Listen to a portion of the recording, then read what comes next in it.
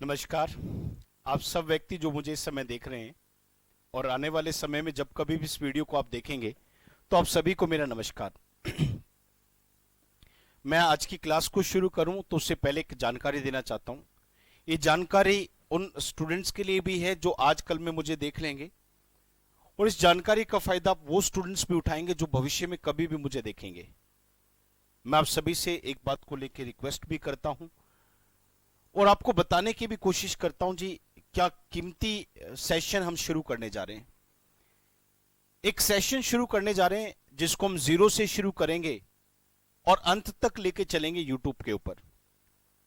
सारी ग्रामर पढ़ाना यूट्यूब के ऊपर पॉसिबल नहीं है, बहुत टाइम भी लगता है, उस लहजे में वो बन भी नहीं पाएगी बात। पर हां, एक सेक्शन मुझे लगा कि मैं यूट्यूब पे कंफर्टेबल होके आपको पढ़ा सकता हूं। उस सेक्शन का नाम है राइटिंग सेक्शन। अब जब मैं राइटिंग की बात कहता हूं तो राइटिंग स्किल्स को लेके आपके मन में डाउट नहीं होगा कि कैसे कैसे क्वेश्चंस एग्जाम में आते हैं। राइटिंग का क्या महत्व रहा है ये तो हम स्कूल टाइम से ही जानते हैं। जब हम स्कूल टाइम में पढ़ते थे तो वहां पे हमें ऐसे लिखवाए जाते थे, लेटर लिखवाए जाते थे, नोट्स लिखवाए जाते थे, स्टोरी मेकिंग करवाई जाती थी। ये सब कुछ हमें क्यों कराया जाता था? शायद इसके पीछे एक वजह थी कि हमारी जो लैंग्वेज है वो बेहतर हो पाए। पर जब बात एग्जाम्स की आती है तो एग्जाम में एसेज केवल इसलिए नहीं लिखवाए जाते कि ये चेक किया जाए कि आप कितना अच्छा भाषा को जानते हैं, पर साथ ही साथ वो ये भी जानने की कोशिश करते हैं कि आपके थॉट्स कैसे हैं चीजों को लेके। यूपीएससी के लेवल तक बात करें तो बहुत सारे स्टूडेंट्स को देखने को मिलता है कि यूपीएससी के सर वो जो एसेज होते हैं वो तो बहुत बड़े लेवल के होते हैं। बेटा, एसेज कभी बड़े लेवल और छोटे लेवल के होते ही नहीं। ऐसे में दो ही चीजें सबसे मेन होती हैं कि आपकी राइटिंग स्किल्स कैसी हैं, दूसरा अपने थॉट्स को आप कैसे एक्सप्रेस करते हैं, आपके विचार कैसे हैं, आपकी पर्सनैलिटी कैसी है। ये सब कुछ आपके ऐसे के जरिए आपको मिलेगा।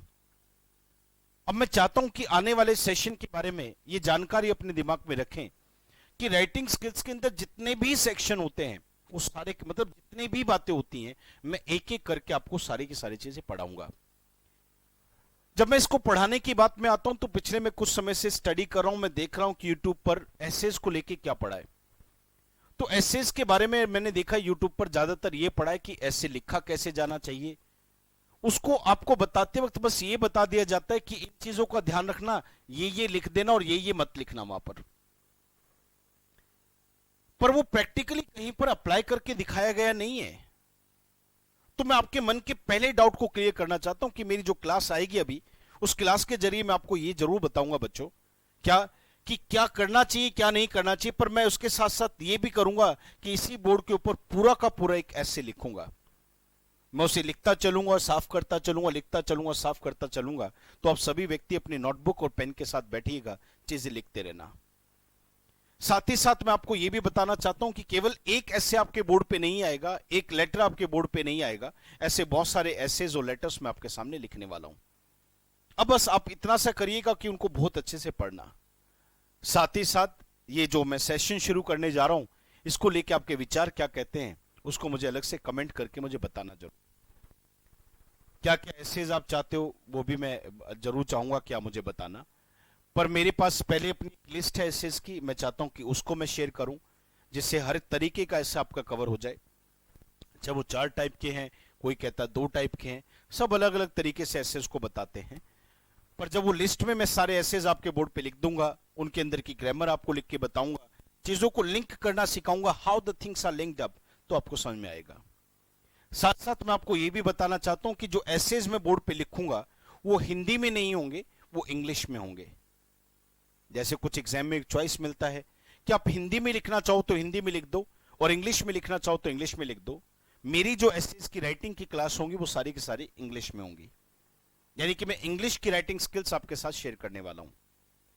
अब मैं अपनी बात पे आता हूं जी। पिछले कुछ समय से मैं लगातार आपको क्लासेस में एक चीज पढ़ाता रहा हूं कि प्रेपोजिशंस, ये जितने भी प्रेपोजिशंस आपने और मैंने अभी तक पढ़ी हैं, उनके साथ साथ और जो प्रेपोजिशन हमारी बची हैं, मैं चाहता हूं कि क्यों ना उनको आपके साथ शेयर करूं। अलग अलग है जी। उससे पहले मैं आपको याद हो तो मैंने प्रेपोजिशन की क्लास में एक बहुत अच्छी बात आप सबको बोली थी कि जितनी भी ये प्रेपोजिशंस होती हैं वो या तो टाइम को दिखाती हैं, या प्लेस को दिखाती है, या पोजीशन को दिखाती है, या फिर रिलेशन को दिखाती है। इनके काम है जी अपने। आज मैं उन में से एक सेक्शन को डिस्कस करना चाहता हूं सर, वो प्रेपोजिशंस जो समय को दिखाने का काम करती हैं, मैं चाहता हूं बोर्ड पे उसको डिस्कस करूं। यस, बिल्कुल ठीक सुना आपने। आज जो प्रेपोजिशंस मैं आपको पढ़ाने जा रहा हूं, वो सारी की सारी प्रेपोजिशन समय को दिखाने वाली है, टाइम को दिखाने वाली है, कि कैसे टाइम को दिखाने के लिए प्रेपोजिशंस का प्रयोग किया जाता है। बहुत सारे शब्द हैं जी, एक ही करके शुरू कर लेते हैं। सबसे पहला मैं आपके सामने लिखना चाहता हूं कि कोई भी एक प्रेपोजिशन पढ़ लेते हैं। चलो एक ये पढ़ लेते हैं पहले, छोटे सी प्रेपोजिशन है, बड़े ध्यान से सुनना। इन शुरू करेंगे जी, अब लिखते भी चलना और समझते भी रहना बेटा। इन, जब हम किसी भी काम, बेटा सबसे अच्छी बात है आपको सीखना चाहिए, समय हम किस चीज का दिखाते हैं, टाइम हमेशा किसी ना किसी काम का दिखाते हैं, यानी कि वर्ब। हमारे आसपास जितने भी काम होते हैं, हो रहे हैं, होंगे, उन सब का अपना एक समय भी है। देखिए मैंने क्या बोला, जो भी काम मेरे आसपास हो रहे हैं, या फिर अभी होंगे, या हो चुके हैं, उन सब का अपना एक टाइम है। यही मैं चीज चाहता हूं कि आपको इस समय के साथ प्रेपोजिशन सीखने को मिल जाए, या फिर यह सीखने को मिल जाए कि टाइम दिखाने वाली प्रेपोजिशंस होती कौन कौन सी हैं। उनमें से मैंने पहली चीज आपके सामने ली है जी, इन। मैं सबसे पहले वो इजी वाली बात बताता हूं इनसे जुड़ी, जो आप सबने सीखी भी है। कई बार हम जब किसी काम के समय को दिखाते हैं, तो समय को दिखाते वक्त हम किसी मंथ का नाम ले बैठते हैं बेटा। बड़े ध्यान से सुनिएगा मैंने क्या बोला। सबसे पहले हम समय को दिखाते वक्त किसी मंथ का समय दिखा देते हैं, या फिर मंथ ना दिखा के किसी ईयर से बात कर लेते हैं। कई बार ऐसा भी होता है बेटा, किसी ईयर को ना दिखा के किसी सीजन को दिखा देते हैं। ये तरीके होते हैं हमारे समय को दिखाने के। तो मैं चाहता हूं कि इस बात को सीखिए बेटा। जब आप किसी भी मंथ, ईयर या सीजन का नाम लेकर किसी काम के समय को दिखाते हो, तो कैसे दिखाओगे। जैसे एक छोटा सा एग्जांपल देखिए, बड़े ध्यान से सुनना। मैं कोई भी एक एग्जांपल दिखाता हूं। जैसे किसी भी चीज की स्थापना करना, उस इंग्लिश में फाउंड कहते हैं। मैं एक वर्ब आपके सामने लिखता हूं बेटा यहां पर, FOUND, फाउंड, जिसका सेकंड फॉर्म होता है बेटे FOUNDED, फाउंडेड, और इसी का थर्ड फॉर्म बेटा जी यहां पर होता है FOUNDED, फाउंडेड। ये वर्ब मैंने आपके सामने लिख दी।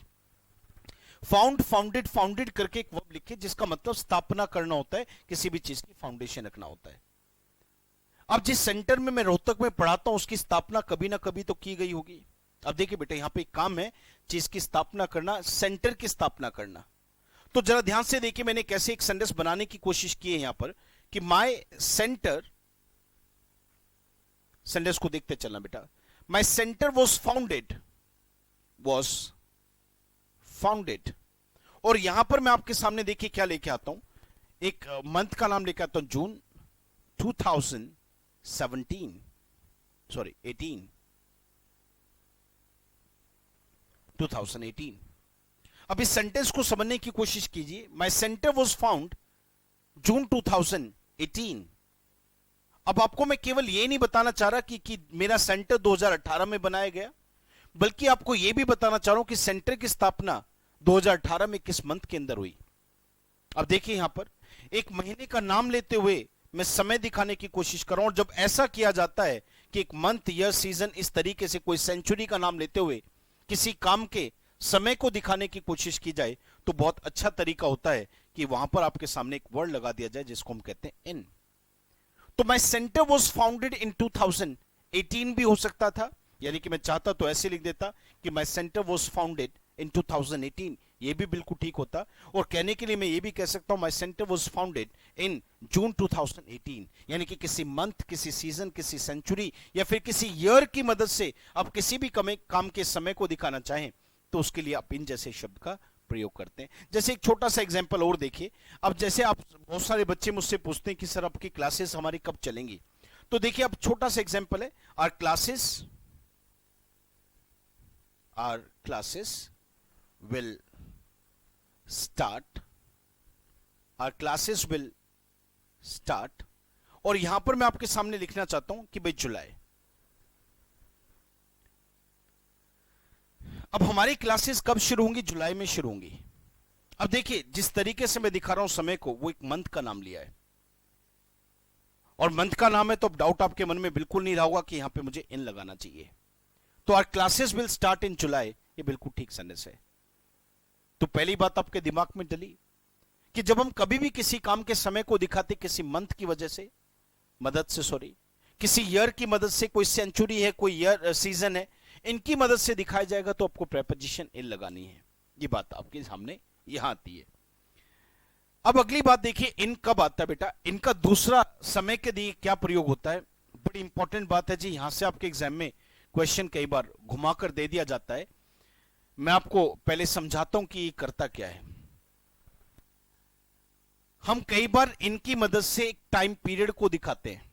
बेटा बड़े गौर से सुनना, हम कई बार इनकी मदद से टाइम पीरियड को दिखाते हैं। टाइम पीरियड से मेरा मतलब क्या है कि किसी भी काम को करने में कितना समय लगता है, वो टाइम पीरियड होता है। चलो एक एग्जाम्पल के साथ बोलूं तो ज्यादा अच्छा रहेगा। जैसे एक छोटा सा एग्जाम्पल देखिए, आज मैं क्लास 9:30 बजे पढ़ाऊंगा, ये मेरा टाइम है। आज मैं क्लास 1 घंटे के लिए पढ़ाऊंगा, ये मेरा टाइम पीरियड है। एक एग्जाम्पल और देखिए, एक एग्जाम्पल और देखिए। मैंने कहा कि मैंने 2014 में दिल्ली में पढ़ाया, मैंने 2014 में दिल्ली में पढ़ाया। मान लो मैं ऐसे करके एक सेंटेंस बोलता हूं, और मान लो मैं यहां पर यह कह दूं कि मैंने दिल्ली में 2 साल पढ़ाया। दोनों में फर्क है। 2014 में पढ़ाया ये वो टाइम है, और 2 साल पढ़ाया ये वो टाइम पीरियड है। ये दोनों के दोनों एग्जाम्पल आपके समझ में आने चाहिए थे। अब तक मंथ से मैं किसी टाइम को दिखा रहा था, ईयर से भी टाइम को दिखा रहा था, तो सीजन से भी टाइम को दिखा रहा था। पर अब मैं कोशिश करने जा रहा हूं कि मैं टाइम पीरियड के साथ आपके सामने बात रखूं। तो मैंने कहा किसी भी काम को करने में एक टाइम लगता है जी, उस टाइम पीरियड के लिए हम क्या शब्द लेके आ रहे हैं उसको भी मैं इनकी मदद से दिखा देता हूं। मैं एग्जाम्पल दूं लिखकर, तो उससे पहले एक मेरा आप एग्जाम्पल सुन लीजिए। अब देखोगे तो मैगी के पैकेट पे लिखा होता है मैगी इन 2 मिनट्स, पता नहीं कुछ ऐसे लिखा होता है, और वो कहते हैं मैगी इन 2 मिनट्स। वहां इनका मतलब क्या है, वहां इनका इसका इतना सा मतलब है कि किसी भी काम को करने में टाइम कितना लगा है। तो बेटा बस ये बात अपने दिमाग में रख लो कि किसी भी काम को करने में कितना टाइम पीरियड लगता है, अगर ये बताने की कोशिश करें तो वो भी इनसे बताते हैं। जैसे एक छोटा सा एग्जांपल देखिए यहां पर, मैं चाहता हूं बड़े ध्यान से आप सुने इस बात को। आई शैल रीच देयर 2 hours। इस सेंटेंस को देखना बेटे, आई shall reach there dash 2 hours। अब इसका मतलब वो कहना क्या चाह रहा है, मैं पहुंच जाऊंगा वहां पर। और साथ साथ आपको ये नहीं बता रहा कि मैं पहुंच जाऊंगा, नहीं बच्चों, ये भी बताने की कोशिश करा कि मुझे पहुंचने में टाइम कितना लगेगा। वो कहता है कि मैं वहां पर पहुंच जाऊंगा 2 घंटे में। और जब हम किसी भी काम को करने में कितना टाइम लगता है, लगेगा या लगा था, ये बताने की कोशिश करते हैं, तो ऐसी स्थिति में एक प्रेपोजिशन का प्रयोग किया जाता है इन। एक बात और कहूंगा बेटा मैं, कि जैसी हम प्रेपोजिशन वहां पे लिखते हैं उसी तरीके का वहां पर मीनिंग भी पैदा हो जाता है। एक मैं छोटा सा एग्जांपल बताता हूं, बड़े ध्यान से सुनना। बैच में तो मुझसे कई बार क्वेश्चन किया भी जाता है। एक पॉइंट जरा ध्यान से देखना, एक मैंने यहां पे आपके सामने विद लिख दूं और एक मैं यहां पे विद इन लिख दूं, बड़ा फर्क है बेटा। एक विद है तो एक विद इन है, दोनों प्रेपोजिशंस हैं, दोनों समय के लिए आ जाती हैं। पर पॉइंट देखिए बेटा कैसे है। I shall reach there in 2 hours, I shall reach there within 2 hours, दोनों में फर्क हो गया सर। फर्क देखिए क्या है, अगर मैं इन 2 hours लिखता हूं तो मैं 2 घंटे में पहुंचूंगा, इसका मतलब मुझे पहुंचने में पूरे 2 घंटे लगेंगे। और अगर मैं कहता हूं I shall reach there within 2 hours, तो इसका मतलब मैं 2 घंटे के अंदर अंदर वहां पर पहुंच जाऊंगा। ये बात मैं आपको कहना चाहता हूं, इसका मतलब मुझे टोटल 2 घंटे भी नहीं लगेंगे। इसका मतलब इन लगने पर पूरे 2 घंटे हैं, तो विद इन का मतलब 2 घंटे से कम समय में मैं ये काम को कर दूंगा। ये फर्क देखिए बेटा, आप इन और विद इन के बीच का फर्क है। बस यही चीजें मैं चाहता हूं कि आप प्रेपोजिशन की मदद से सीखिए कि एक एक शब्द का महत्व क्या है, कैसे चीजों को मूव करते हैं बातों में। तो पहली बात आपके सामने लेके आया, किसी मंथ, किसी ईयर, किसी सीजन, किसी सेंचुरी की मदद से समय को दिखाते तो इन लगाइएगा। दूसरा मैंने कहा कि टाइम पीरियड को दिखाने के लिए भी इन लगता है। अब यहां पर बात खत्म मत करना बेटा, यहां से एक बात और सीखना कि इसी इन के साथ हम एक और चीज दिखाने की कोशिश करते हैं। बड़े ध्यान से देखना सर, वो क्या है बेटा, इस बात को गौर दीजिएगा। कई बार आपके सामने देखने को मिलेगा बच्चे कि टाइम पीरियड दिया होगा और उस टाइम पीरियड के साथ एक वर्ड का यूज किया गया होगा जिसे कहते हैं लास्ट। मैं प्रेपोजिशन की बात आपको पढ़ाऊं उससे पहले ग्रामर की एक बहुत प्यारी बात सिखाता हूं जी, लास्ट से जुड़ी है, जो एग्जाम में क्वेश्चन आपको दे देती है।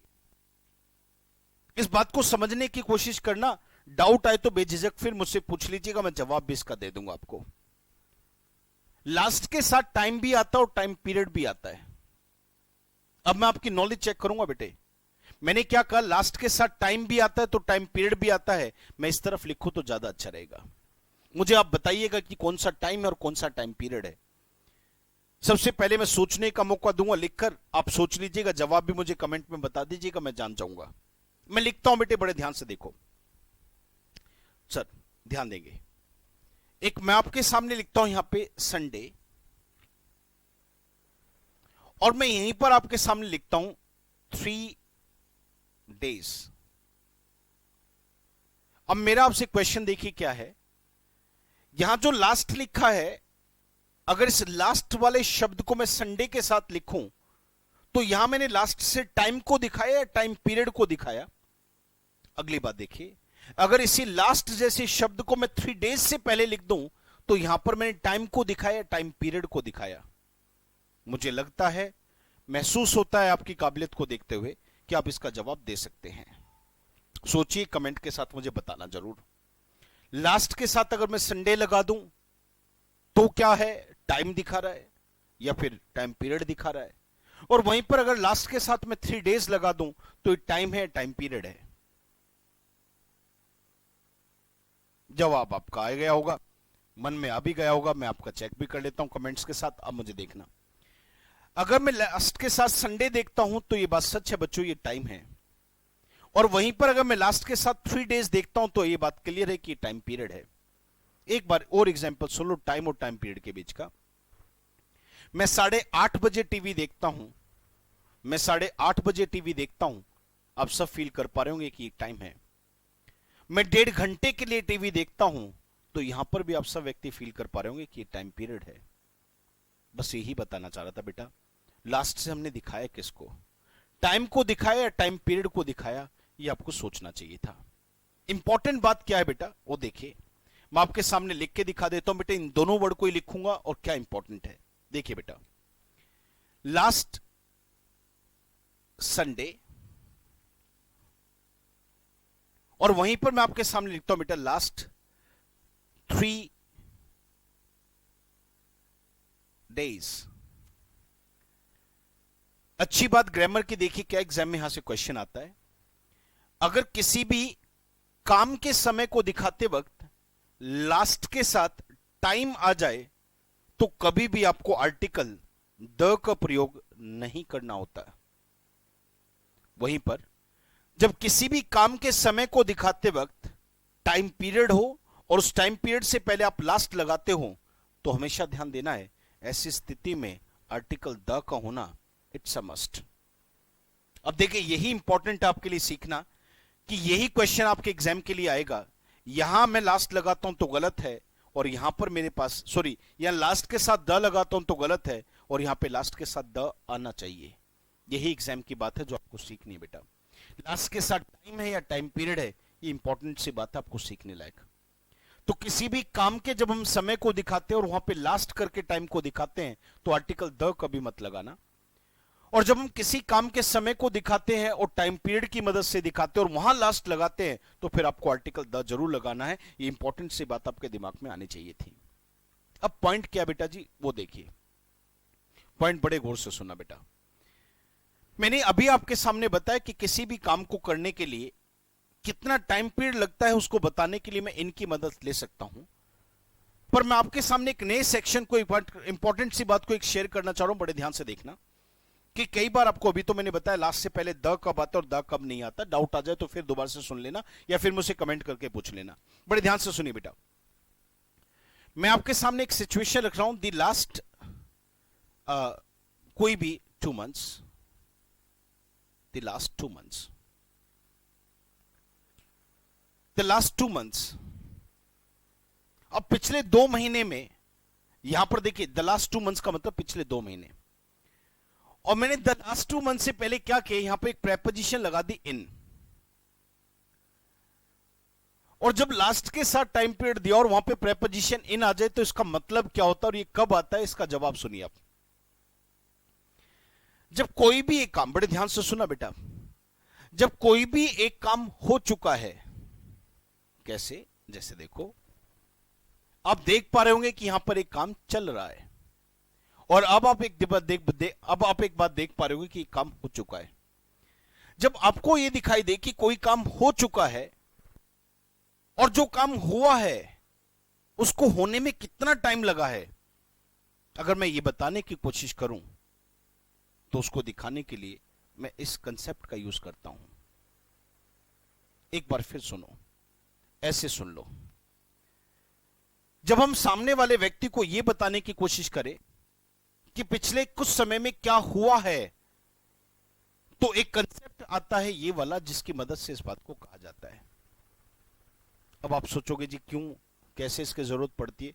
लो जी, अभी कुछ समय पहले, आप अपने कमेंट को यहां पे रोक लेना, अभी कुछ समय पहले, 1 या 2-3 दिन पहले अमित शाह जी आए टीवी पर, और अमित शाह जी ने पिछले इस दूसरे सेशन के समय में, 1 साल शायद, उसमें पता नहीं कितने दिन का, तो उन्होंने ये बताने की कोशिश करी कि पिछले 1 साल में हमने क्या क्या किया है,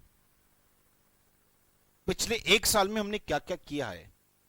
बस यही बताने की कोशिश जब की जाती है कि इस समय में जो भी बीता है इसको करने में कितना समय लगा है, या इस समय में हमने क्या किया है, तो उसको बताने के लिए कंसेप्ट यूज होता है। बड़े ध्यान से देखिए बेटा जी, मैंने यहाँ पे क्या कहने की कोशिश है, आप जब आएंगे तो आपको एक चीज बहुत अच्छी सुनने को मिलेगी। एक किताब जिसका आप बहुत समय से वेट कर रहे थे, प्रैक्टिस बुक, वो आपकी तैयार हो गई है। वो प्रैक्टिस बुक आपकी छप के आ जाएगी, और आपको लॉकडाउन की वजह से अभी नहीं छपवाई, तो जैसे लॉकडाउन अभी पूरा खुल ही गया है, वो अच्छे से जब चीजें चल जाएंगी तो हम उसको छपवा के, और आप जब आएंगे तो आपको एक किताब के रूप में एक चीज नहीं मिलेगी, जो प्रैक्टिस बुक है आपकी। अब देखिए जरा बड़े ध्यान से, इन द लास्ट 2 months, पिछले 2 महीने में क्या हुआ है। पिछले 2 महीने में मैंने एक किताब को लिखा है। अब देखिए मैंने यहां पे क्या कहा कि मैंने पिछले 2 महीने में एक किताब को लिखा है, लिख दिया है ना, हाँ हो तो गया। तो लिखने की इंग्लिश होती है राइट, और जब काम हो चुका है तो रिटर्न। मैंने कहा था कि कोई भी काम आपको लगता है कि हो गया तो उस काम की थर्ड फॉर्म ले लो। मैंने लिख दिया, तो मैंने देखिए संदेश कैसे दिखा आपके सामने, आई हैव रिटन। और क्या लिखा, एक किताब लिखी है तो I have written a book, या फिर one book, a book, one book, जो भी है, I have written a book. और लिखने में मुझे टोटल टाइम कितना लगा, अगर मैं ये बताने की कोशिश करूं तो मुझे 2 महीने लगे। तो I have written a book in the last 2 months, I have written a book in the last 2 months। ये है वो कंसेप्ट। अब सुनिए एग्जाम में क्या आता है, एग्जाम का मैं पॉइंट दिखाता हूं कि एग्जाम में क्या आएगा। आपके सामने एक सेंटेंस देता हूं, बट ध्यान से सुनना, एग्जाम का एक क्वेश्चन दूंगा, देखिए क्या है। ही left 5 jobs in the last 2 years. A part, B part, C part, no error, D part. अगला क्वेश्चन देखिए, क्वेश्चन नंबर 2 देखिए, जो एग्जाम में आपके सामने आ सकता है, यहां से वो देखना क्या। ही हैज लॉस्ट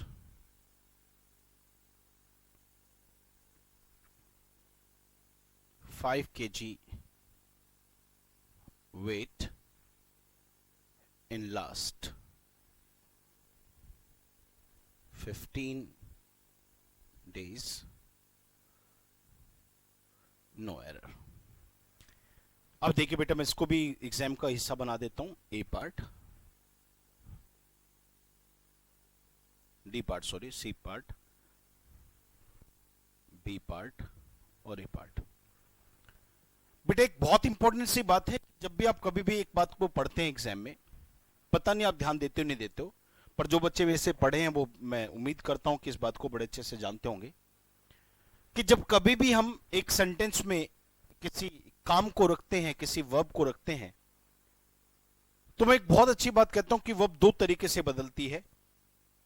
जब भी किसी वाक्य में वर्ब को लिखा जाता है तो एक तो यह ध्यान देना चाहिए हम किस व्यक्ति के विषय में बात कर रहे हैं, क्योंकि जैसा मेरा पर्सन होगा वैसी मेरी वर्ब होती है। एक बात इसको ध्यान देना होता है।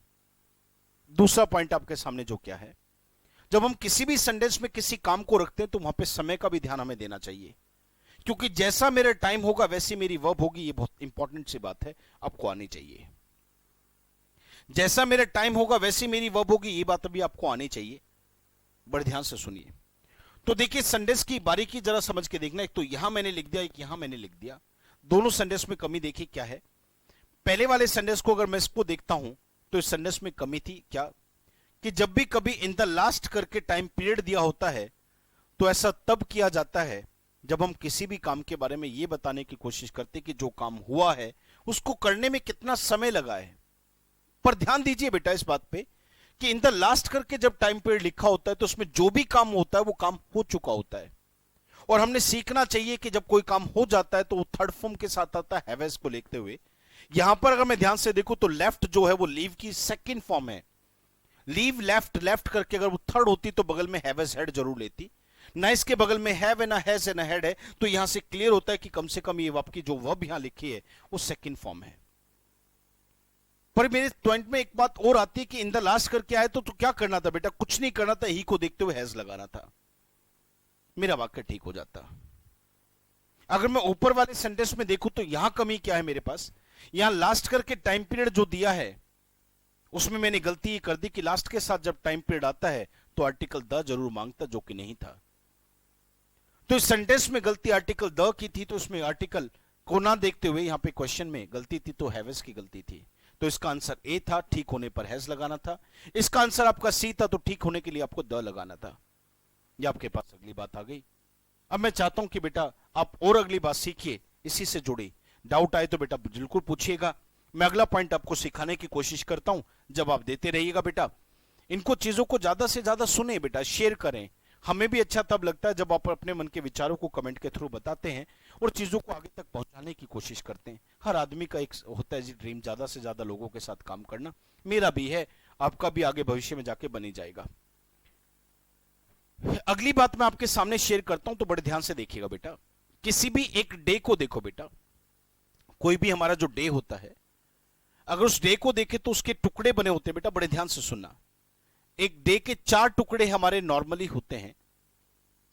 एक मॉर्निंग है तो एक आफ्टरनून है, एक इवनिंग है तो एक नाइट है।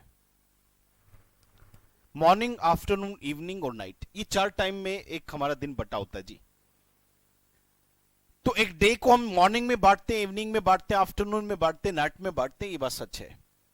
अब मैं सिखाना क्या चाहता हूं, बहुत सारे ऐसे काम हैं जो मेरे और आपके मॉर्निंग में होते हैं, वहीं पर बहुत सारे ऐसे भी काम हैं जिसे आप और मैं दोपहर में करते हैं, कुछ ऐसे हैं जिनको शाम को करते हैं, तो कुछ ऐसे जिनको रात में करते हैं।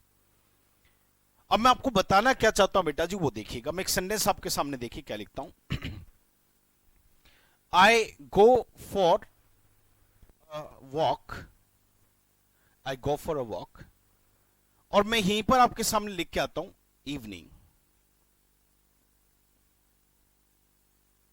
यहां पर भी इंपॉर्टेंट बात है, बड़े ध्यान से सुनना।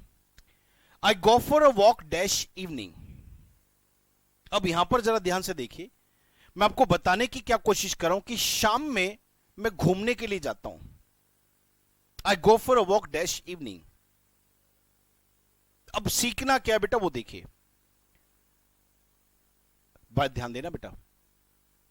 जब किसी भी दिन के हिस्से में, मॉर्निंग में, आफ्टरनून में, इवनिंग में कोई भी काम होता है, सुनिए ना, जब किसी भी काम को मॉर्निंग में, आफ्टरनून या इवनिंग में करते हैं तो ऐसी स्थिति में हम प्रेपोजिशन इन का प्रयोग करते हैं। और जब किसी काम को हम रात में करते हैं तो उसको दिखाने के लिए प्रेपोजिशन एट का प्रयोग किया जाता है। मैं उम्मीद करता हूं आप समझ पाए होंगे। फिर सुन ले बेटा, किसी भी काम को सुबह, दोपहर या शाम में किया जाता है तो वहां पे प्रेपोजिशन इन लगाना होता है, यानी कि इन सब के साथ इन आएगा। पर जब किसी काम को रात में करते तो उसके साथ प्रेपोजिशन एट आती है। अगली बात बड़े ध्यान से सुनिए बेटा, इंपॉर्टेंट है, सीखने लायक है। जब कभी भी हम एक टाइम पीरियड के रूप में मॉर्निंग, आफ्टरनून, इवनिंग को लेके आते हैं और उस टाइम पीरियड से पहले प्रेपोजिशन इन को लगाते हैं, तो एक बात गलती कभी मत करना, ऐसी स्थिति में उस टाइम पीरियड के साथ आर्टिकल द का होना बहुत जरूरी होता है। तो इस सेंटेंस में जो बड़ी गलती थी वो द की थी, एक कि मुझे द इवनिंग लिखना चाहिए था। वैसे तो राइट प्रोनाउंसिएशन बेटा यहां पे बोलेगी इसका दी इवनिंग, क्योंकि जैसे वोवल साउंड आने पर ए का एन हो जाता है, जैसे अ बॉय एन एलिफेंट, तो वोवल साउंड आने पर जैसे ए बदलकर एन हो जाता है, इसी तरीके से वोवल साउंड आने पर द ना बोलकर दी बोलता है, जैसे दी इवनिंग। अगर यहां पे मॉर्निंग लिखा होता तो मैं लिखता द मॉर्निंग, पर यहीं पे अगर आफ्टरनून आ जाए तो मैं लिखूंगा दी आफ्टरनून। एक नियम है। पर साथ साथ सीखने वाली बात क्या है बेटा, वो जरा ध्यान से देखिए कि मॉर्निंग, आफ्टरनून, इवनिंग में किसी भी काम को करते हैं तो ऐसी स्थिति में आपको प्रेपोजिशन इन का सहारा लेना पड़ेगा। पर किसी भी काम को आप रात में करते तो उसके लिए प्रेपोजिशन एट लगानी पड़ेगी। पर यहां तक सीमित क्यों होते बच्चों? एक बात और सीखिए कि अगर समय दिखाने टाइम पीरियड के लिए इन आता है तो आर्टिकल द भी आएगा, पर एट आता है तो आर्टिकल, बड़े ध्यान से सुनिए, आर्टिकल द का प्रयोग भी नहीं होता। जैसे एक सेंटेंस देखिए बेटा, यहीं पर मैं एक सेंटेंस और लेके आता हूं, वी स्लीप। हम सबसे जुड़े काम को देखिए बेटा, we sleep at the night.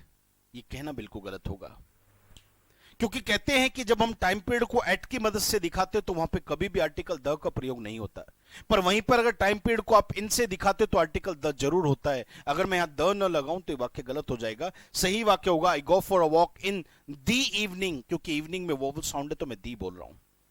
और वी स्लीप एट नाइट, ये बिल्कुल ठीक होगा। तो नाइट से पहले एट आता है और उन सबसे पहले इन आता है। ऐसा मैंने आपको सबको समझाया, उम्मीद करता हूं कि आ भी गया होगा बेटा। एक सेंटेंस आप जरा ध्यान से देखिएगा, मैं यहां पे एक सेंटेंस और लिखता हूं, सब बच्चे बड़े ध्यान से देखो। देखिए एक एग्जाम का क्वेश्चन,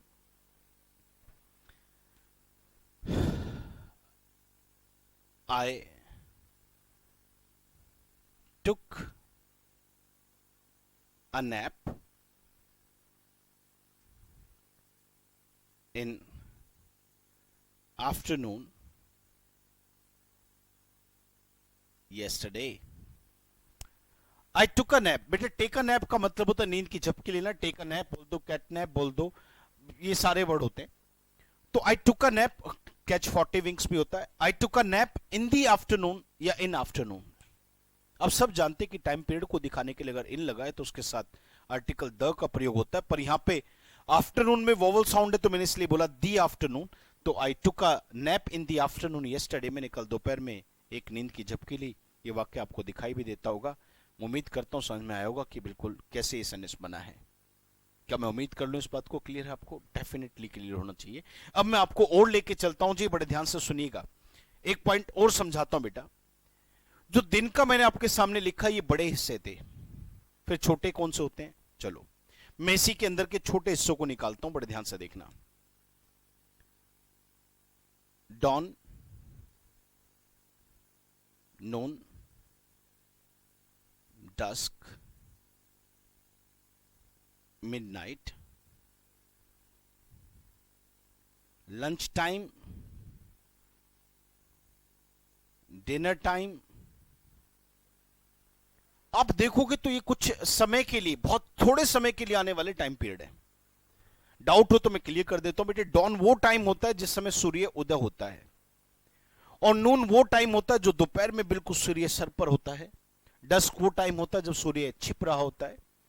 वहीं पर मिडनाइट बिल्कुल मध्य रात्रि का समय होता है। लंच टाइम दोपहर के लंच के टाइम का होता है। डिनर टाइम ये पर्टिकुलर टाइम है जी, ये थोड़े समय के लिए आते हैं। इनकी बात यहां पर देखिए, अब बड़े गौर से देखिएगा जी। डॉन है, नून है, डस्क है, मिडनाइट है, लंच टाइम है, डिनर टाइम है, ये सब मैंने आपके सामने लिख दिए।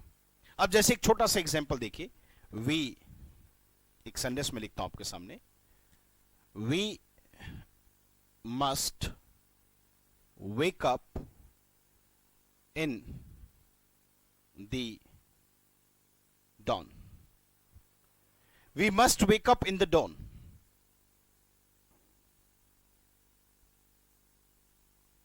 अभी संडेस को देखो बेटा, we must wake up in the dawn, ये जो संडेस मैंने आपके सामने लिखा है इसमें मैंने कमी कर दी। डॉन तो एक वो टाइम होता है जब सूर्य उदय को होता है, पर्टिकुलर टाइम है जी, 5-7 मिनट में अंधेरे से रोशनी में बदल जाता है। आप सब जानते हैं, सुबह उठते हैं जो जल्दी, वो जानते होंगे। अब गलती क्या कर दी बेटा, गलती ये कर दी कि पर्टिकुलर टाइम को दिखाने के लिए मैं इन ले आया, जबकि नहीं लगता। पर्टिकुलर टाइम को दिखाने के लिए इन का नहीं बल्कि किसका प्रयोग होता है, एट का प्रयोग होता है बेटे। गलती एक और कर दी बच्चों, यहां पर मैंने आर्टिकल द लगाने के, जब एट से समय को दिखाते तो आर्टिकल द का प्रयोग नहीं होता है। इसका मतलब मैं ये कहना चाहता हूं इनके साथ कभी भी द नहीं लगता, इनमें एट आता है जब ये टाइम को दिखा रहे होते हैं। तो इसमें मुझे कहना चाहिए वी मस्ट वेक अप, हमें उठना चाहिए कब, एट डॉन। ये सेंटेंस ऐसे लिखा जाएगा बेटा। उम्मीद करता हूं कि आपको बात समझ में आई होगी। दिन के हिस्से अगर मॉर्निंग, आफ्टरनून, इवनिंग से हैं तो इन लेंगे, और नाइट से है तो एट लेगा, और जब इनकी मदद से टाइम पीरियड को दिखाएंगे तो आर्टिकल द लगेगा, पर एट से दिखाएंगे तो आर्टिकल द नहीं लगेगा। फिर मैंने कहा कि दिन के जो हिस्से, उनके भी अंदर के जो हिस्से होते हैं वो बिल्कुल छोटे पॉइंट जो होते हैं, कुछ क्षण भर के लिए जो आते हैं, उन सब के लिए एट लगाना चाहिए, और उनके साथ आर्टिकल द का प्रयोग नहीं होता। ऐसा मैं आपको बता चुका हूं, पर यहां तक सीमित मत होना बेटा, अगली बात की तरफ चलें और आप देखिएगा यहां पर हमें क्या सीखना चाहिए। लेट्स स्टार्ट, हमें शुरू करते हैं। ये मैंने प्रेपोजिशन इन के बारे में बताया बेटा, टाइम के साथ प्रेपोजिशन इन कैसे आती है। अब मैं चाहता हूं कि आपको एक अगला सेक्शन इसमें बताऊं, वो देखिए क्या है। नेक्स्ट पॉइंट मैं इसके साथ जो आपका डिस्कस करता हूं जी प्रेपोजिशन में, वो टाइम आपके लिए आता है ऑन की मदद से। ये बहुत आसान है बेटा, ये सच में बहुत आसान है। जब हम टाइम दिखाने की कोशिश करते हैं बेटा, किससे, किसी डे से टाइम दिखाने की कोशिश करते हैं, जब हम किसी डेट से, किसी डे या डेट के बारे में चर्चा करें तो प्रेपोजिशन ऑन आती है। एग्जाम्पल देखिए जी, जरा ध्यान से देखिए कैसे। अब मैं यहां पर आपके सामने कहना चाहता हूं सर, देखिए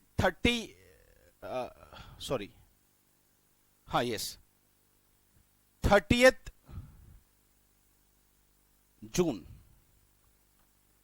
आप सब देख पा रहे हो कि 30th जून अगर मैं लिखता हूं तो एक दिन के साथ समय जी, एक तारीख है। और एक सेंटेंस देखिए यहां पर क्या है कि मेरा ब्रदर और मैं, my brother and I went to, और कहा, मैं जगह का नाम लिख देता हूं, रोहतक।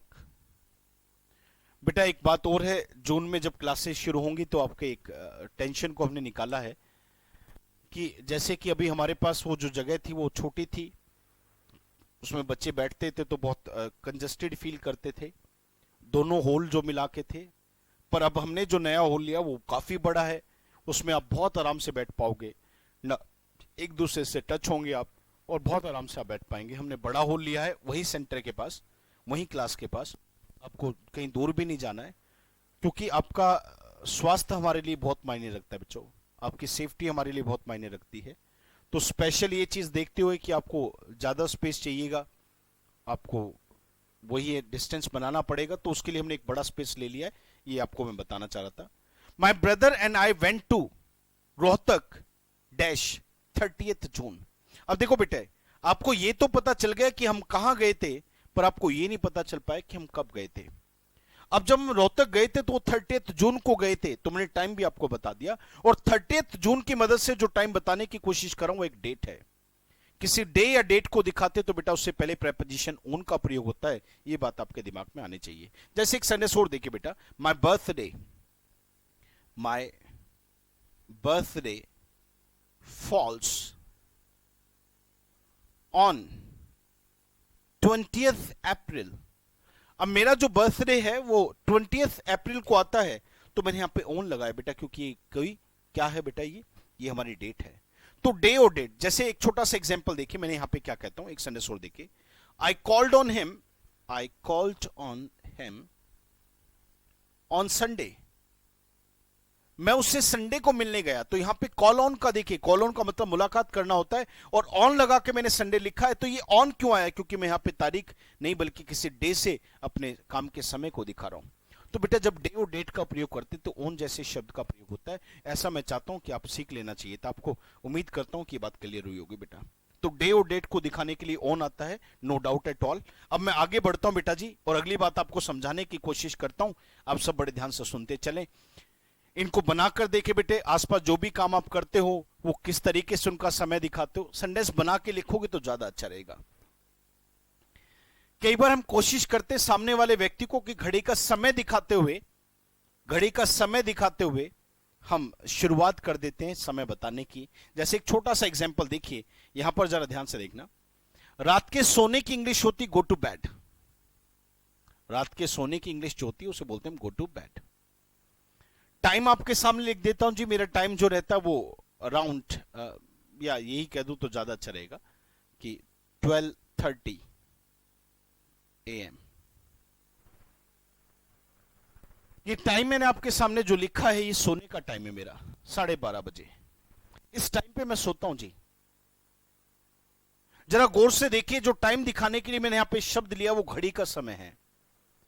और जब हम किसी भी काम के समय को बताएं और उस समय हो घड़ी का, तो आपको ध्यान रखना चाहिए अगर वो एग्जैक्ट टाइम है, ना पहले ना बाद में, तो उसको बताने का उचित समय है, उचित वर्ड है एट।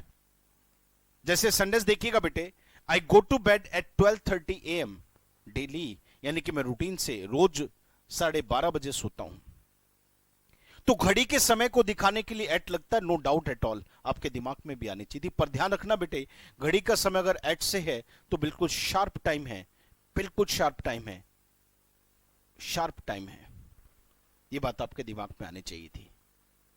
कई बार शार्प नहीं होता बेटा, तो शार्प नहीं होता तो क्या होता है, एक वर्ड और होता है जिसे हम कहते हैं इंग्लिश में अराउंड या फिर about.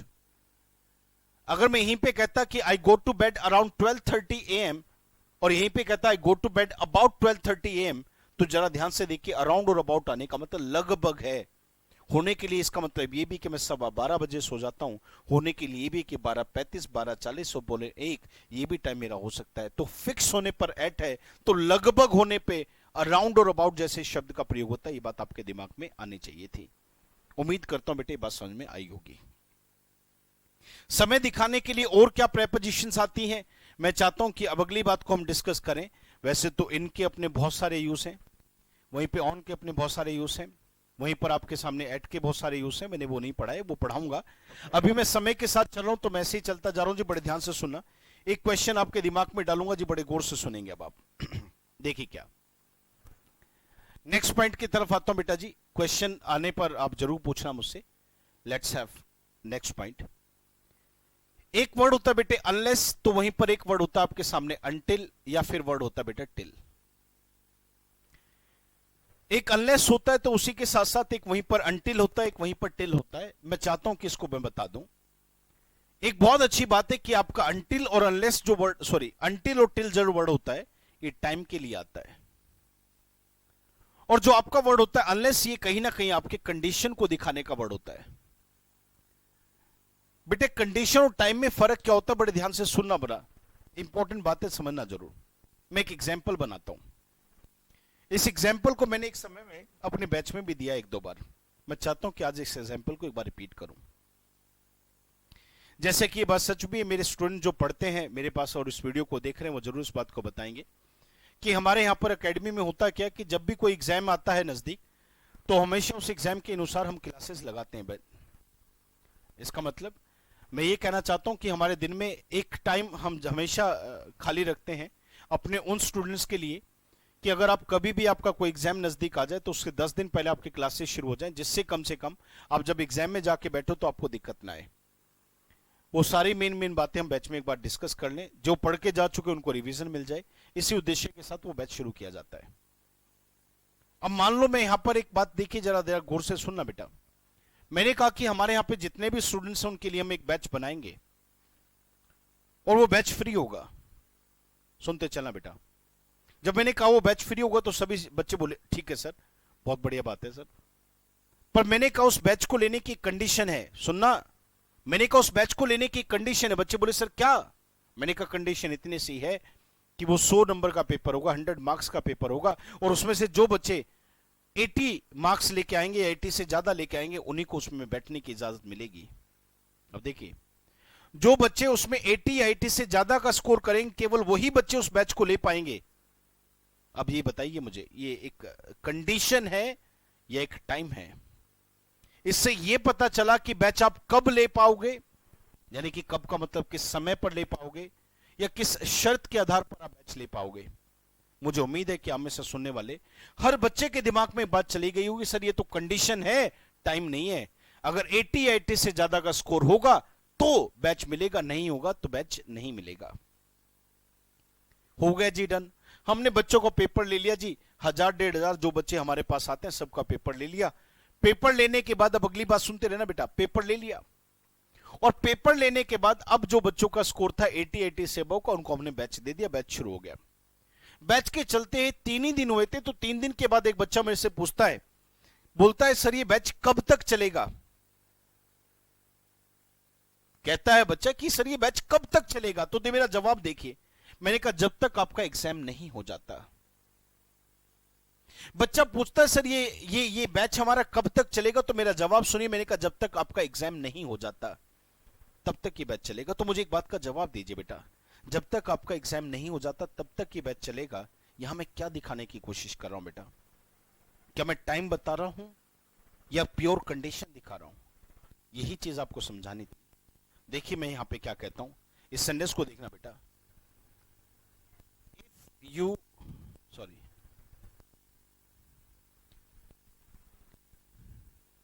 you will not get this batch dash you get good marks। Next sentence देखिए बेटा, your batch will your batch will go on, your exam takes place।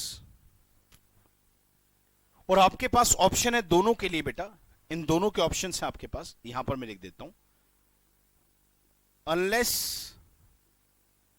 और अनटिल। सेंटेंस देख लीजिए बेटा, you will not get this batch, आपको ये batch नहीं मिलेगा जब तक आपके अच्छे नंबर नहीं आ जाते। अगला सेंटेंस देखो बेटा, आपका बैच चलता रहेगा, चलते रहने की इंग्लिश कौन है, जब तक आपका एग्जाम नहीं हो जाता। अब आपके एग्जाम में यहां पे एग्जामिनर ये इस तरीके से क्वेश्चन देता है बेटा, बच्चों में डाउट बहुत होता है। जब यहां पर दोनों ऑप्शन मिलते हैं ना बेटा, अनलेस भी मिलता है और वहीं पर अनटिल भी मिलता है, तो बच्चे के दिमाग में दौड़ता है कि करूं क्या। अरे बेटे क्यों सोचते हो आप, ये बात क्यों नहीं अपने दिमाग में रखते कि अनलेस और अनटिल और टिल में तो फर्क है। टिल और अनटिल टाइम को दिखाते, तो अनलेस कभी भी टाइम को नहीं दिखाता, एक शर्त को दिखाता है। जब आपको शर्त नजर आए, किसी काम के होने की शर्त नजर आए, तो आपको सेकंड नहीं लगाने चाहिए कि अनलेस आएगा अनटिल नहीं आएगा। यहां शर्त है बैच में बेटा, यहां बैच मिलने की शर्त है, अच्छे नंबर आएंगे तो बैच मिलेगा और नहीं आए तो बैच भी नहीं मिलेगा। और शर्त होने पर अनलेस लगता है, अनटिल नहीं लगता बेटे। और वहीं पर अगर मैं नीचे वाले सेंटेंस को देखूं तो यहां शर्त नहीं है बेटा, यहां टाइम है। ये बैच कब तक चलेगा, आपको ये पता चल पा रहा है बैच का चलना गो ऑन है। बैच कब तक चलेगा, जब तक एग्जाम नहीं हो जाता। तो यहां पर है क्या बेटा, यहां तो समय है, और समय होने के लिए मुझे यहां पर मेरा आंसर अनटिल होगा, अनलेस नहीं होगा। तो मेरे ऑप्शन थे अनलेस अनटिल में से दो सेंटेंस में डालना था। ऊपर अनलेस है तो नीचे अनटिल है, क्योंकि वहां शर्त है तो नीचे समय है, यही फर्क है। कई बार तो एग्जाम में क्वेश्चन आ जाता है बेटा, देखिए एक क्वेश्चन और आपको दिखाता हूं, क्या तरीके का क्वेश्चन आपका एग्जामिनर पूछ देता, देखिए क्या। We walked dash the end of the street. Sentence देखिए बेटा, we walked dash the end of the street, और आपके सामने ऑप्शन में बेटा मैं देता हूं, ऑप्शन नंबर ए देखिए 2, ऑप्शन नंबर बी देखिए बेटा टिल, सी देखिए अनटिल, डी देखिए आपका वहीं पर कोई भी चीज 4। अब जरा गौर से देखिए, हम चलकर कहां गए, हम चलकर कहां गए, गली के अंत तक गए। कई बार एग्जाम में सीधा सीधा टिल देके पूछ ले, we walked till the end of the street, बच्चे सोचते भी नहीं, क्योंकि बच्चे के दिमाग में होता है टिल का मतलब है तक। हिंदी से इंग्लिश को सीखने की कोशिश करते, फंस जाएंगे भैया, फंस जाओगे। तो we walked till the end of the street 101% wrong sentence बेटे। क्यों गलत है, क्योंकि यहां पर ध्यान से देखिए, आप समय नहीं दिखा रहे हैं, आप प्लेस दिखा रहे, जगह। जगह है गली का अंतिम छोर उसकी जगह है, कोई समय नहीं है। और अगर वो जगह थी तो आप टिल कैसे लगा सकते हो, क्योंकि टिल अंटिल तो टाइम के लिए आते हैं बेटा। चलकर कहीं तक जाना उसे गो टू, वॉक टू, ये ऐसे शब्दों से दिखाते हैं, तो यहां पे इसका आंसर टू बनेगा, टिल नहीं बनेगा। यही मैं चाहता हूं कि आपके दिमाग में आना चाहिए था। अनलेस अनटिल और टिल के बीच में क्वेश्चन पूछ लेगा, आपको ध्यान रखना है कि अनलेस केवल कंडीशन को दिखाता है तो टिल और अनटिल समय को दिखाने का काम करता है, प्लेस को कभी नहीं दिखाता टिल अनटिल। ये बात आप दिमाग में रखिएगा बेटा। उम्मीद करता हूं कि बात समझ में आई होगी। अगली बात आपके सामने डालता हूं दिमाग में। एक समय को दिखाने वाली प्रेपोजिशन और है बेटा, उस प्रेपोजिशन के बारे में अगर मैं जिक्र करूं तो देखिए क्या है, ध्यान देना बेटा। एक समय दिखाने की प्रेपोजिशन सिंस भी है, तो एक समय दिखाने की प्रेपोजिशन फॉर भी है। सिंस और फॉर आपको क्या कहते हैं, आप सुनिएगा बड़े ध्यान से। सिंस फॉर आपके लिए क्या काम करेंगे, मैं सब बताने की कोशिश करता हूं, आप ध्यान देना।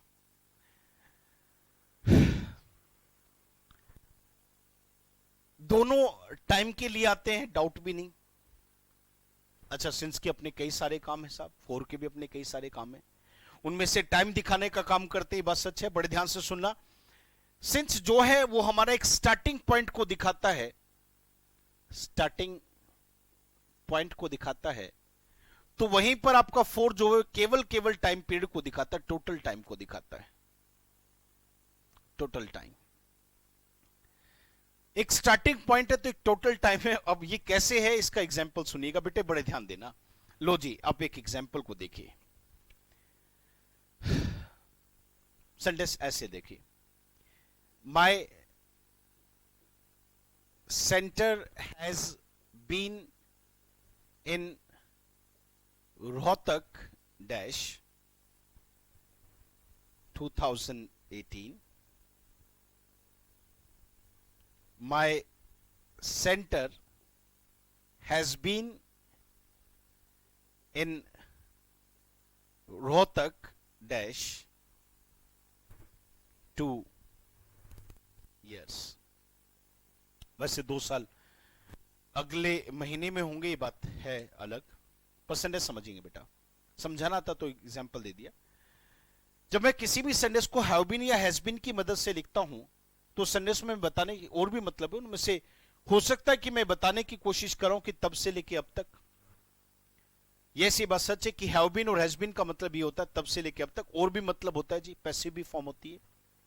पर इस सेंटेंस में तो मीनिंग यही है जी, जो मेरा सेंटर रोहतक में पास्ट से लेके अब तक भी है, आज भी मेरा सेंटर रोहतक में है। कब से है, पहले से ही है जी। और सेंटेंस में आपको ये नहीं बता रहा कि पहले से ही है, बल्कि ये भी बता रहा हूं कि कब से है। तो मैं कह रहा हूं 2018 से है, और यहां कहता हूं 2 साल से है। अगर मैं 2018 कहता हूं तो कहीं ना कहीं आपके दिमाग में आया होगा कि तो वो शुरुआती दौर आ गया जब मैंने सेंटर को स्टैब्लिश वहां पर किया। If I talk about this sentence, तो here you come to know that I established my centre in 2018 and since then it has been going on there, और तब से वो वहां पर चल रहा है। तो बात यही आपके दिमाग में डालनी थी बेटा कि जब मैं 2018 लिखता हूं तो ये स्टार्टिंग पॉइंट है जब मैंने सेंटर को शुरू किया, और स्टार्टिंग पॉइंट होने पर मुझे सिंस लगाना चाहिए, डाउट भी आपके मन में नहीं होना चाहिए। पर जब मैं 2 इयर्स कहता हूं तो इसमें मैं कंप्लीट टाइम को दिखा रहा हूं, और जब कंप्लीट टाइम होता है तो ऐसी स्थिति में 4 आता है, इस बात में भी आपके मन में डाउट नहीं होना चाहिए। तो my centre has been in Rohtak since 2018, my centre has been in Rohtak for 2 years. कई बार आपके सामने दिक्कत आएगी बेटा, दिक्कत देखिए बेटे कैसे आएगी। मैं एक सेंटेंस और आपके सामने लिखता हूं, बड़े ध्यान से देखिए।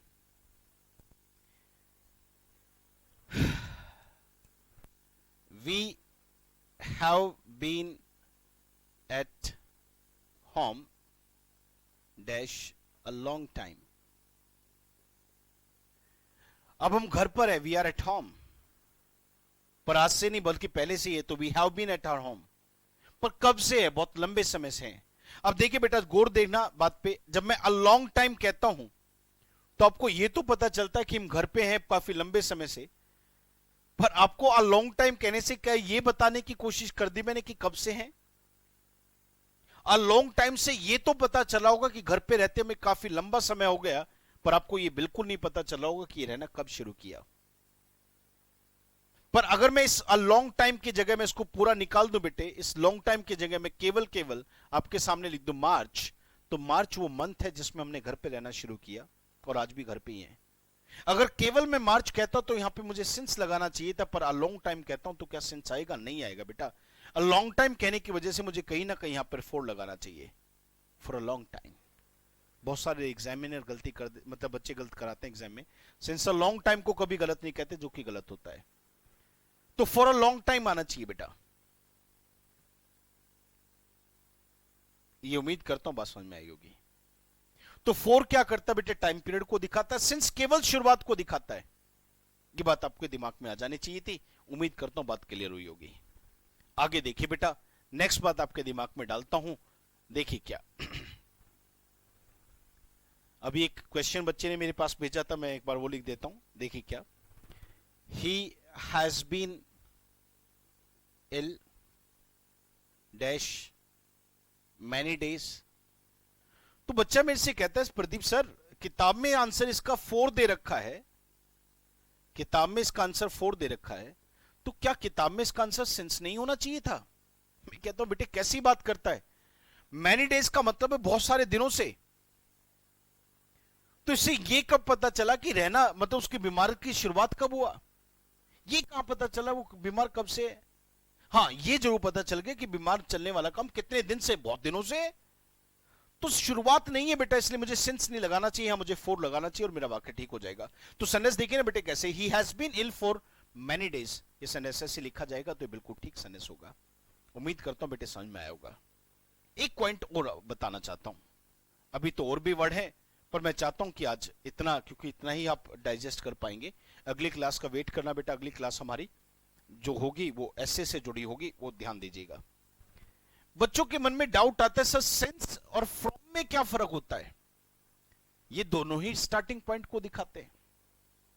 जी बेटा, सिंस और फ्रॉम दोनों ही स्टार्टिंग पॉइंट को दिखाते हैं, डाउट ही नहीं है। फिर सीखना क्या है? जवाब, सिंस और फ्रॉम दोनों ही टाइम पीरियड को दिखाते, no doubt at all, sorry दोनों ही स्टार्टिंग पॉइंट को दिखाते, इस बात में डाउट नहीं है। पर पॉइंट क्या सीखना है बेटा?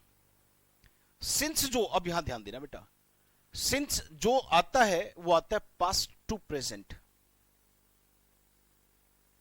या फिर केवल पास्ट। अगर सिंस समय को दिखाते तो पास्ट के टाइम को दिखाता है बेटा। पर अगर मैं बात करता हूं फ्रॉम की, तो फ्रॉम कहीं भी आ सकता है।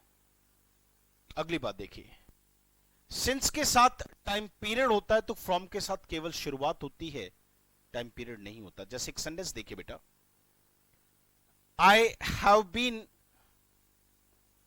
टीचिंग सिंस 2004, मैं 2004 से इंग्लिश को पढ़ा रहा हूं।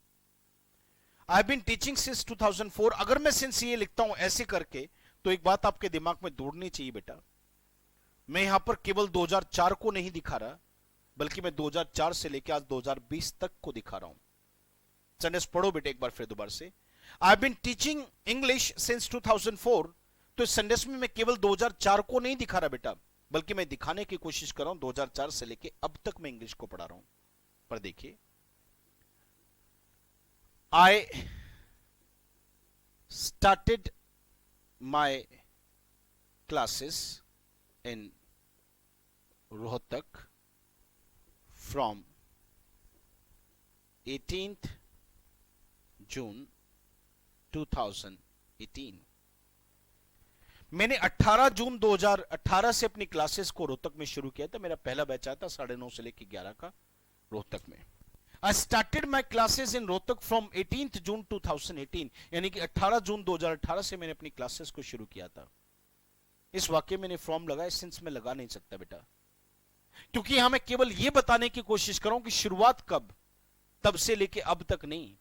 पर इस सेंटेंस में मैं ये भी बता रहा हूं कब से शुरू हुआ, पर ये भी तो बता रहा हूं तब से लेके अब तक ये चला। तो आई बीन टीचिंग, सिंस क्या करता बेटे? टाइम पीरियड को दिखाता है, तो फ्रॉम केवल शुरुआत को दिखाता है। ये बात आपके दिमाग में आनी चाहिए थी।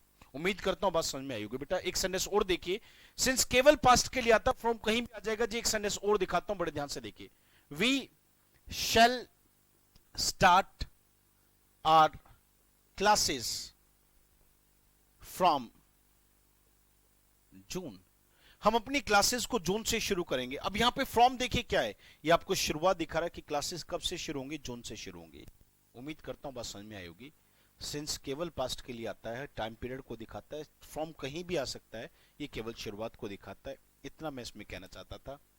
उम्मीद करता हूँ इतना समझ में आया होगा। बेटे इसे बहुत अच्छे से नोट्स बनाना, इसे अपने अच्छे दोस्तों के साथ शेयर करना। इसके साथ धन्यवाद। अगली क्लास का ध्यान रखना, अगली क्लास बहुत कीमती है। राइटिंग सेक्शन पूरा कराएंगे इस मंथ के अंदर अंदर, कई सारी क्लासेस आएंगी, उसके साथ जुड़े रहना। धन्यवाद, नमस्कार।